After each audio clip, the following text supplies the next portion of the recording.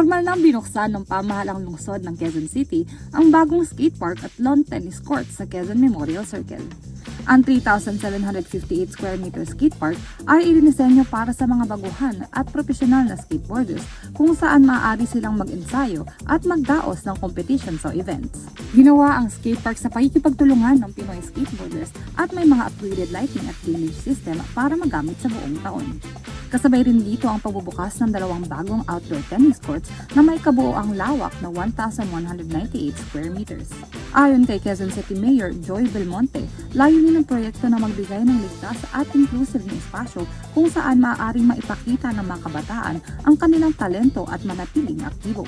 Mayroon din itong mga practice area at bleachers na angkop para sa mga persons with disabilities o PWDs. Paalala naman ng pamahalaang lungsod, tanging skateboards at inline skates lamang ang pinapayagan sa loob ng skatepark at obligado silang magsuot ng helmet para sa kanilang safety.